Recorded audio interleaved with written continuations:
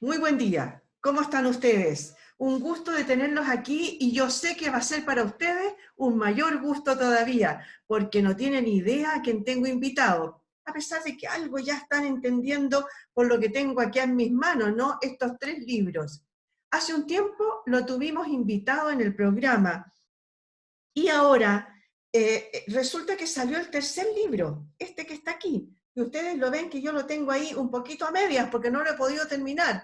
Pero ya sé lo que le pasa, mejor no hablo nada. Presento a mi invitado para que veamos. Muy buen día, ¿cómo estás tú? Don Erwin Ramdor. ¿Erwin o Erwin? Erwin, porque es muy alemán. Ya. ¿Cómo estás tú, Erwin? Qué gusto de que estés con nosotros. Oye, un millón de gracias porque me llegó tu el tercer tomo de tu libro de la serie Los próceres de la historia, ¿no? Los secretos de los próceres. Sí, esa es mi última producción y yo te agradezco mucho que me vuelvas a entrevistar.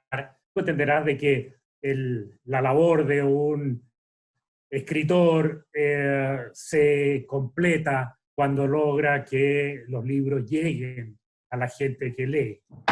Oye, esto es realmente fantástico. Tú nos habías prometido que nos ibas a dar la entrevista cuando saliera este tercer tomo, ¿no? Ah, Cuéntame una cosa, ¿fue muy difícil, muy complejo? ¿Hace un año más o menos que te entrevistamos? Claro, un poquito menos. Y fue complejo, como es complejo esta tarea, ¿no? De ir descubriendo la historia, y no solo la historia de los grandes hechos, sino que también un poquito los secretos, ¿no? Secreto tal vez es mucho decir, pero hay muchos hechos que pasan desapercibidos para cualquier persona normal y que recibe una educación en historia, como es la del colegio. Y bueno, pero esa es parte también del desafío y de la gracia de hacer esto. Oye, ¿y cómo te las arreglas para ir descubriendo esos secretos? Porque en realidad hay varias cositas acá que yo no sé si de repente se me confunden un poco porque es una historia novelada. Eh, no es la historia que nos enseñaron en el colegio en el sentido de las fechas. Bueno, sí, es rigurosa, ¿no? Con respecto al dato histórico, pero de repente se me confunden algunas cosas que, qué es de la historia verdadera y qué es de la novela. ¿Me puedes Bueno, eso es parte de la gracia de esto, ¿no? Mira, está claro que los hechos que yo narro en la historia son todos efectivos, ¿ya? No hay ningún hecho especial que sea falseado o que lo haya exagerado o que no sea real. Lo que sí, la interpretación de quienes estuvieron detrás de los hechos y cómo se pudieron haber confabulado, eso sí tiene algo de mi imaginación. Me adelanto, tú entenderás de que hay instituciones que son esencialmente secretas, entre ellas obviamente la iglesia, ¿no es cierto?, en que nosotros no conocemos lo que pasa dentro de la iglesia, conocemos cuando ya empiezan a actuar. Lo mismo pasa con la masonería, que aparece tanto aquí, ¿no es cierto? Ujú. Nadie sabe que hablan ellos en su templo. Y sin embargo, los hechos revelan que han estado participando de una u otra manera. Y eso es lo que yo trato de sacar, son sacarle a los textos, y para eso recurro a muchas cosas. De repente hay lecturas que yo ni sé cómo he llegado. Por ejemplo, bueno, para eso obviamente que uso Google, pero para arriba abajo. Entonces de repente yo le googleo una pregunta y me sale entonces un texto de un libro que tienen en Google Books, donde aparece el nombre de lo que yo estoy preguntando y con algunos datos. Y ahí yo voy componiendo, entonces voy descubriendo. Y esa es la forma como yo procedo en todo esto. Oye, hay algunas familias que continúan hasta el día de hoy, de estas que partieron, digamos que a lo mejor sus tatarabuelos o los chosnos, ¿no? Participaron. ¿esa gente te ha abierto sus bibliotecas, sus libros, o están entregadas todas en la Biblioteca Nacional, o ha sido un parto esta cuestión de buscar Mira, información? sí, en la Biblioteca Nacional hicieron ellos un archivo electrónico, ¿no es cierto?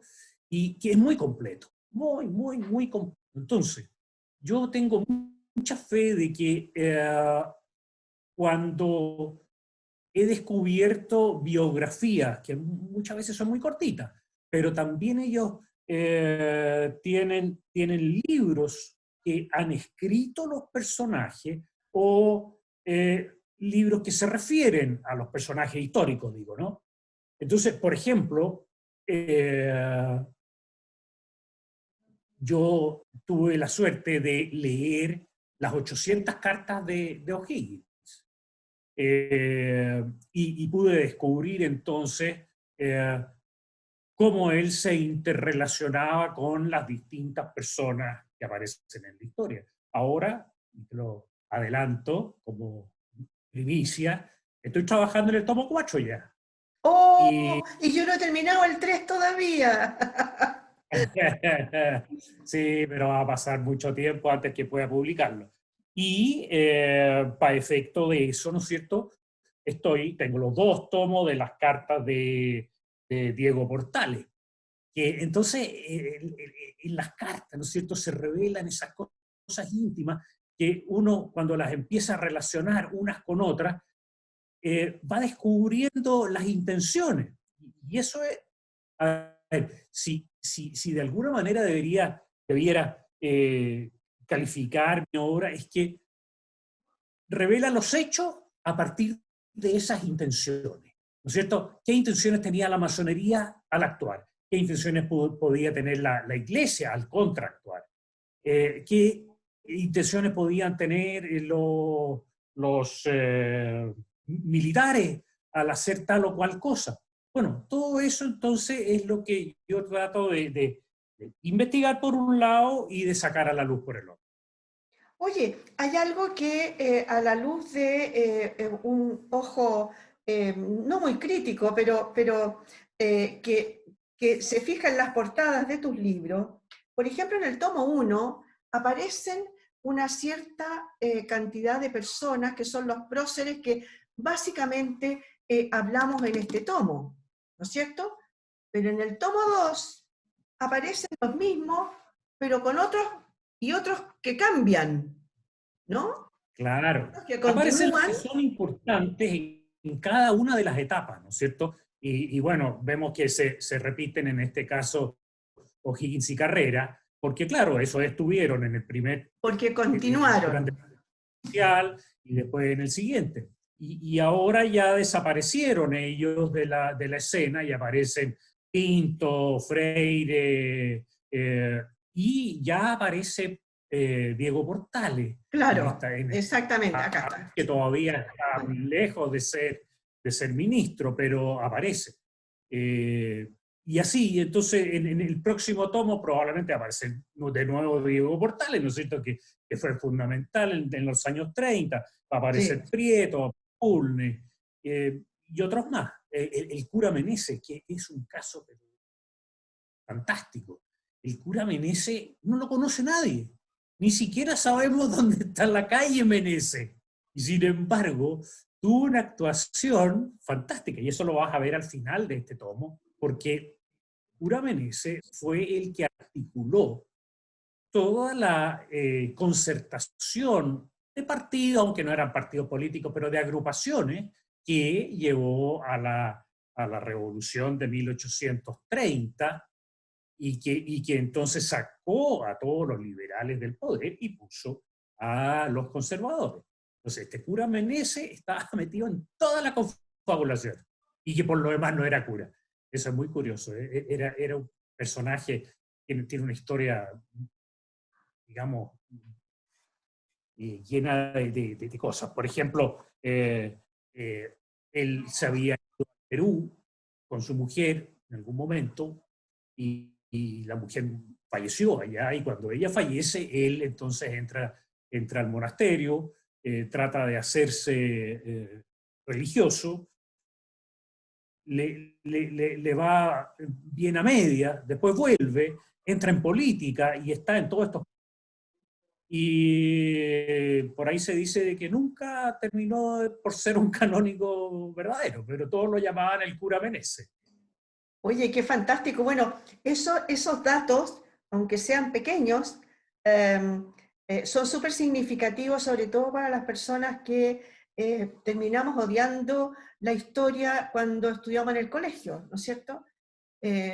Porque la historia se enseña de otra forma, se enseña con puros números, fechas, acontecimientos, y una seguidilla de nombres que al final no te queda ninguno, ¿no es cierto? Es así y es una lástima porque la historia es un continuo donde hay hechos que llevan a otros hechos, hay ideas que llevan a hechos y hay contraideas que producen otros hechos. Sí aparecen las revoluciones, por ejemplo, que no son producto de que nos digan que 1789 fue la Revolución Francesa. Eso no sirve de nada si no sabemos que eso, las ideas que llevaron a la Revolución Francesa se empezaron a gestar probablemente en 1700 y muy poquito.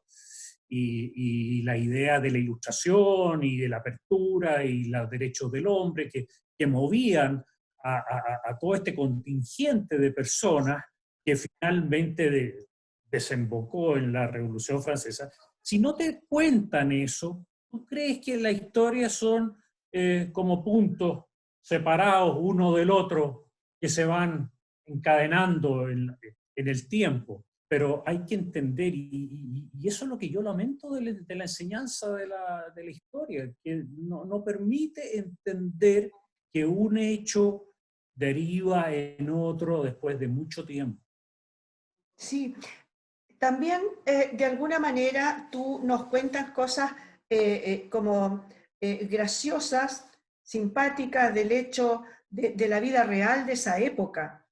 Yo creo que eso quizá es lo más valioso que tú le agregas a la historia, ¿no? Esta parte novelada que tú haces me muestra cómo era la vida cotidiana de los seres humanos en esa época, Bueno, sí. época en que estás narrando, obviamente. Digamos que todo el soporte para contar la historia de una manera más graciosa es este novelado, ¿no es cierto?, con estos personajes ficticios, pero son personajes ficticios que se comportan como se comportaban en esa época. No son personajes del presente llevados hacia el pasado y con actuaciones como las que podríamos tener hoy en día. Y dentro de ellos hay pequeños detalles que son fantásticos cuando uno los descubre. Por ejemplo, saber que una carreta de bueyes transita a un máximo de 3 kilómetros por hora. Tú te puedes imaginar que para ir desde Santiago hasta la hacienda de la novela, ¿no es cierto?, que quedaba a 30 kilómetros, 30 kilómetros dividido por 3 kilómetros son 10 horas. O sea, es toda una jornada de viaje para llegar desde Santiago hasta Talagante. Entonces eso obviamente que te dispone una forma del uso del tiempo que es distinta a la que estamos acostumbrados. Y sin ir más lejos, las carretas de bueyes eran las que le imponían también el ritmo a los regimientos, porque un regimiento podía ir adelante con toda su caballería, ¿no es cierto?, que podía lograr velocidades de hasta 30 kilómetros por hora cuando van al galope, o un promedio de 8 entre galope y trote y al paso, pero resulta que esa es una pequeña parte del regimiento, porque todo lo que viene detrás, entre la infantería, que logra un máximo de 5 kilómetros por hora, y todos los abastecimientos que venían en carretas, que solamente Claro. logran 3. Por lo tanto, si un regimiento partía hacia San Antonio, Entonces se iba a demorar las mismas 10 horas en llegar a Talaga y otras 10 horas para llegar, no sé, un poco más allá de Melipilla, y a Puangue, por ejemplo. Por lo tanto, son 3 jornadas de viaje para llegar de Santiago Claro, a San Antonio. sin contar incluso los accidentes geográficos, ¿no? Que además entorpecían muchísimo, porque no existían las carreteras que tenemos hoy día. Claro. Ves tú que todas esas cosas no es que uno solamente las imagine, sino que van apareciendo cuando uno se mete en los textos. Me voy a remontar un poco más atrás. Un personaje que en tal sentido fue visionario y emprendedor fue don Ambrosio Higgins, el padre de Bernardo Higgins. Él hizo mejorar las carreteras y a él se debe que haya logrado mejorar el camino para llegar a Mendoza. Se preocupó de hacer estaciones de posta, ¿no es cierto?, a lo largo de todo el trayecto, porque tú tienes que entender de que cruzar la cordillera es un esfuerzo. Entonces dejó construir pequeñas, más que casas, eran unas bodeguitas, ¿no es cierto?, de piedra, con su techo, de manera que la gente que transitaba a lo largo de de la cordillera pudiera entonces protegerse durante la noche. Y eso es mérito de Ambrosio Higgins. Oye, pero Y eso, volvamos ahora a tu tercer novela. La tercera novela parte, según lo que aquí en la Hacienda Santa Luisa, en 1843. Ya hemos avanzado bastante. Y si bien es cierto, algo de la historia se desenvuelve ahí alrededor de la Hacienda, o sea, estamos en pleno campo, pero también mucho ya en pleno Santiago, ¿no? En la ciudad.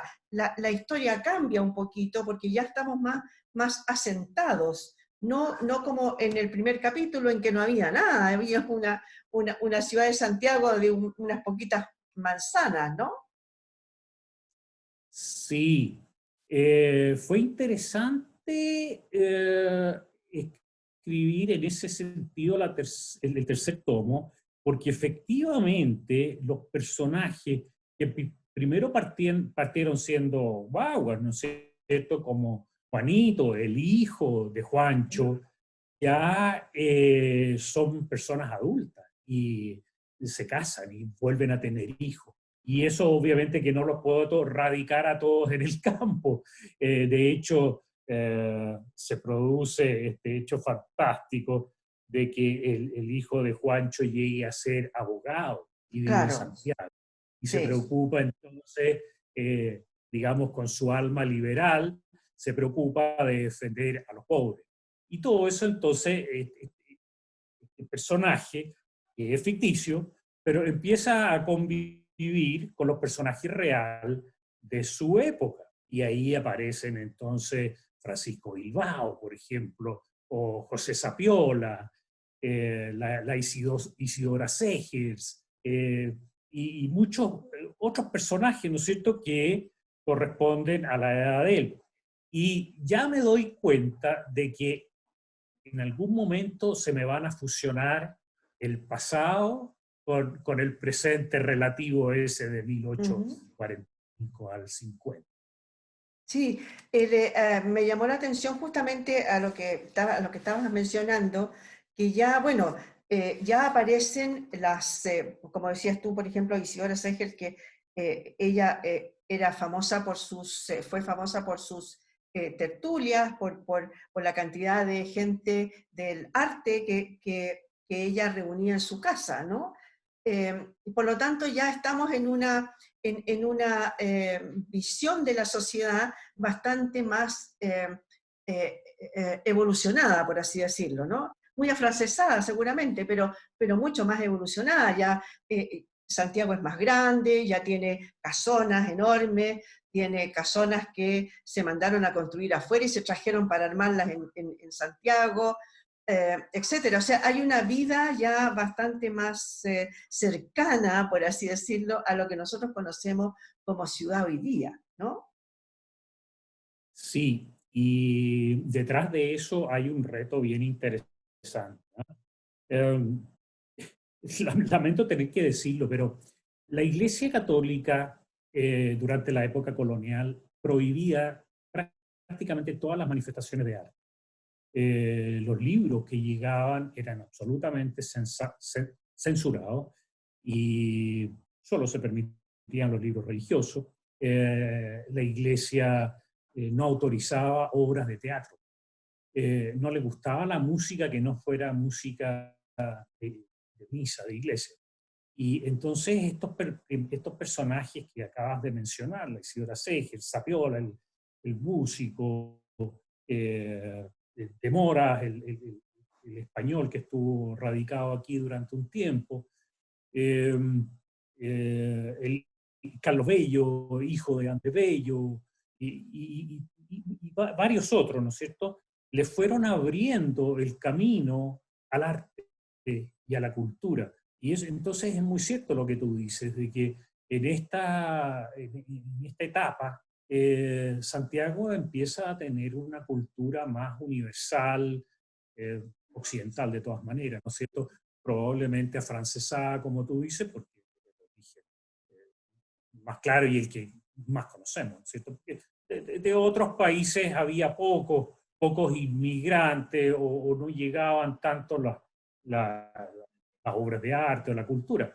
Sin perjuicio de que, por ejemplo, la Isidora Segers era músico, ella tocaba varios instrumentos, fue la promotora de la primera filarmónica chilena y ella era amante de Rossini. Entonces Rossini se tocaba en sus salones permanentemente. Bueno, en general, lo que fue después la gran cantidad de ópera italiana que llegó acá, el gusto por ese tipo de música. Te quiero llevar un poquito más, devolverme un poquito a lo que estabas hablando recién y a la formación de la filarmónica, por ejemplo, y de ese tipo de instrumentistas. Muchos de ellos en realidad eran extranjeros avecindados en Chile, que se vinieron para acá por distintas razones, no eran nativos, ¿no? Que eran muy pocos Mm, los que se dedicaban a ese estudio, por distintas razones seguramente. claro. Mira, ahí se destacan dos personajes de la música. ¿Ah? Uno de ellos efectivamente era un danés de apellido Drewet, que era muy amigo también de Isidora Segers, y de Sapiola. José Sapiola Ujú. se considera el primer músico chileno. Entre Sí, ellos, quien compuso una de las primeras versiones de la canción nacional. También sí. compuso el himno de la Universidad de Chile cuando surge esta en 1843. Y estuvo también en la Filarmónica y organizó temporadas de música en Santiago y en Valparaíso, y me parece que en alguna otra ciudad que no me acuerdo. Entonces, son personajes que, si bien nunca te los van a contar, porque te van a contar que hubo una guerra y que Chile peleó contra Perú o tantas otras cosas, pero no te cuentan estos pequeños detalles. Y por eso que yo los presento, porque son parte de la historia. ¿Mm? Sí, oye, pero igual en este tercer tomo que me llegó acá, que yo, como te digo, ya estoy casi terminando, no he terminado todavía. Igual no pude aguantarme a ver qué era lo que le pasaba a Juancho. En las últimas páginas y obviamente me enteré de una crueldad horrible, pero bueno, no la voy a contar porque no quiero ser pulga de cine de barrio, ¿no? Que cuente el final de la película, para que ustedes lo lean, ¿no? Para que lo puedan ver. Eh, Mucho aquí hablamos recién del mundo ilustrado, pero ¿qué pasaba con el mundo que no era ilustrado en ese momento? Y que yo creo que era la gran mayoría de los chilenos en ese momento, ¿no? El que andaba con ojota todavía. Sí, claro. Mira, no entro tanto en el detalle porque obviamente los grandes hechos fueron realizados por esa pequeña capita de arriba que no era más que el 10% de la población. Y para efecto de la gran masa, ¿no es cierto? Lo que estaba pasando en Chile pasaba desapercibido, no le cambiaba su nada, o sea, tampoco ni uno de ellos iba a ir al teatro, ni iba a leer obras, se llama, el alfabetismo era pero, reducido al 10% del 10%. Claro. Entonces, esa gente siguió viviendo igual que en la colonia. Y yo te digo una cosa, esa gente siguió viviendo 100 años más, 150 años más, igual. Cuando yo era joven e iba al campo, en el sur, yo veía que la gente vivía como hacía Centuria. Recuerdo que era tan pintoresco que esa gente no salía del campo. Y tenía un tío que era administrador y entonces una vez a la semana él iba en la camioneta a Villarrica y cuando iba allá iba con el encargo de todos los guasos del campo, no, allá no lo llamaban mucho guaso, pero de todos los inquilinos, ¿no es cierto? Patrón, tráigame un saquito de harina, oye, que me está faltando la manteca, en fin, era gente que vivía totalmente aislada. Lo que nosotros conocemos de recorrer el país para arriba y para abajo, eso. Ni siquiera en las clases altas era así, porque, de acuerdo a lo que te conté delante, trasladarse de una ciudad a otra ya era un drama.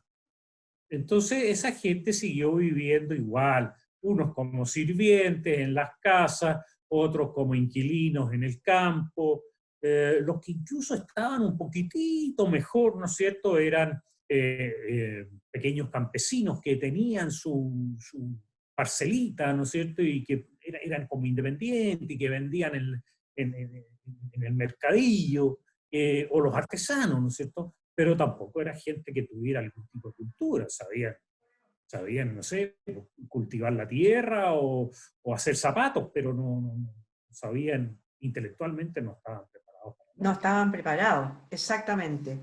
Bueno, yo los dejo invitados a conocer estos libros. Vayan, se van a ir encantando con la familia de Juancho, ¿no? Se van a ir encantando con la telita y van a ir conociendo más de nuestra historia en forma entretenida, simpática, pero absolutamente apegada a la realidad, ¿no? Esa es la gracia de las historias de El secreto de los próceres de Ervin Randor. Ervin, muchas gracias por haber estado con nosotros hoy día. Te agradezco haber aceptado nuestra invitación. Gracias por los libros. Llegaron incluso autografiados. Así que, ¿algo que Muchas quieras gracias añadir? a ti, Y, Miriam.